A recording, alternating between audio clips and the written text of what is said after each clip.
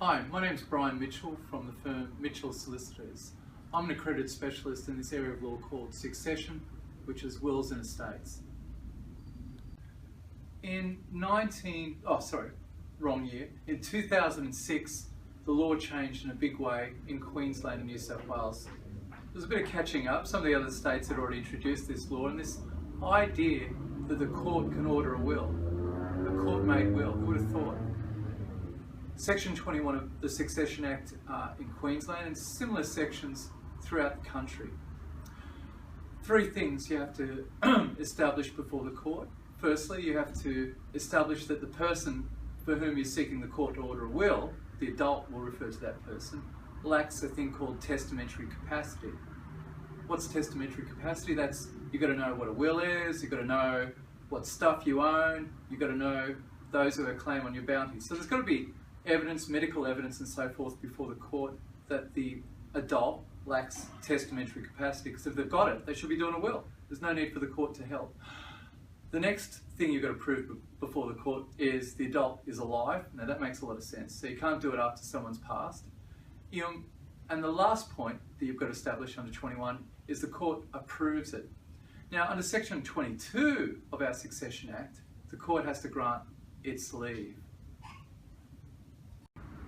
Since the legislation was introduced in Queensland, there's been a number of cases, and they can be broken up into three categories, in my view.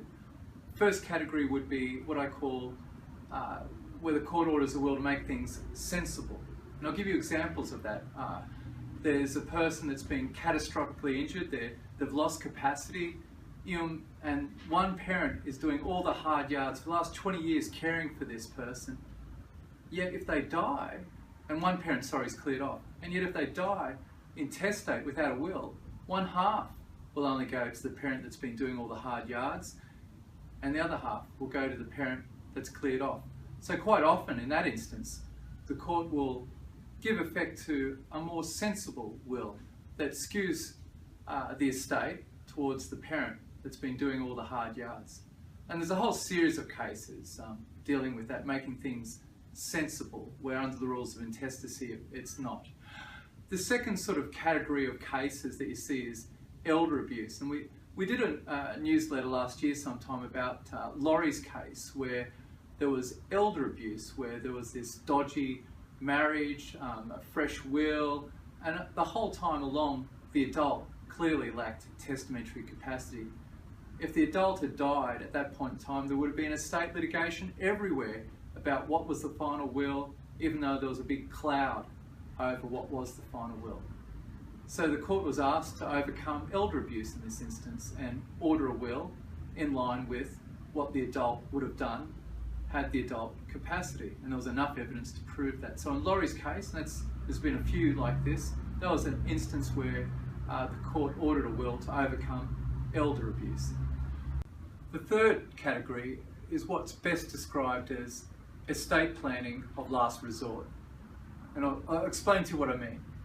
There's a case of Cheryl Ambus that was decided in 2012, and in that case, the adult had done a will giving his estate, when he had full testamentary capacity, in favour of his grandsons. But it was a no thrills will, which if he was of modest means would have made sense. He just gave it equally to his grandsons, but it was an enormous estate, and there was evidence that he was going to, in due course, do a more tax-effective will, creating testamentary discretionary trusts for his grandsons. Well, he never got round to it.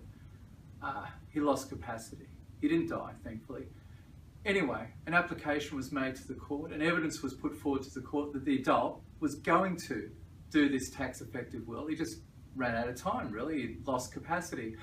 And so the judge accepted that evidence and evidence of his solicitor that he was going to do that tax-effective will, and the court gave effect by order to a tax-effective will, thus affecting estate planning, if you will, of the last resort.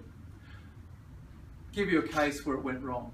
There's a case of Hausfeld and Hausfeld, a New South Wales case, where the son of the adult was facing bankruptcy And so on Dad's behalf, he applied to the court for a will, making provision for him in the form of a testamentary discretionary trust, so that if Dad died while the son was bankrupt, his creditors wouldn't get a cracker.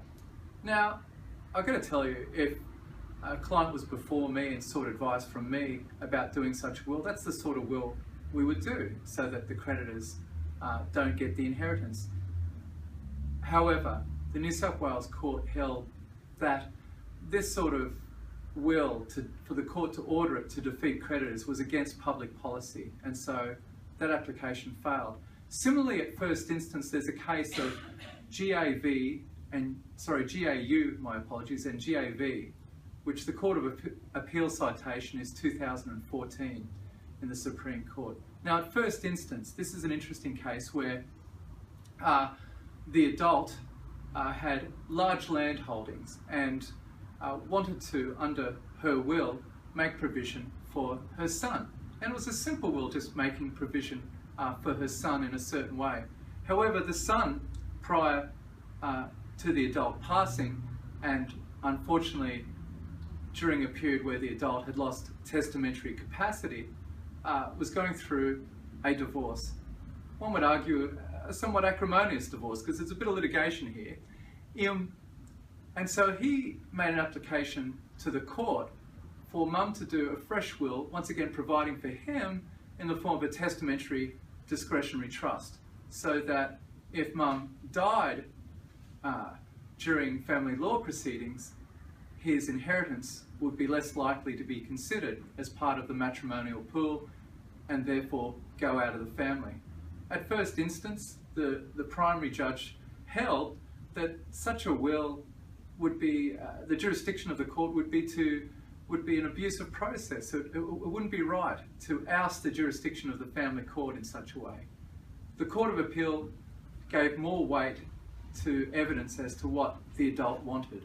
The adult really wanted this land to stay in the family. She'd received it by way of inheritance, and so there was lots of evidence. There was a strong desire to keep it in the family, and so more weight on appeal was given to her desire and the evidence from her solicitor that this is the sort of will she would have done if she'd got proper advice with capacity to create a testamentary discretionary trust to keep it in the family.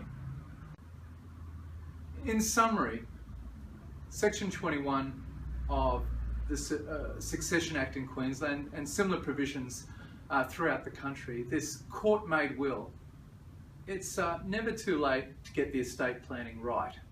It's never too late. So if you think there's in place a will that doesn't match the intentions of an adult, who, if they did have testamentary capacity, would do a different will, then you need to seek specialist advice, and you need to seek it straight away, because there's something that can be done now, but it's all too late when the person passes.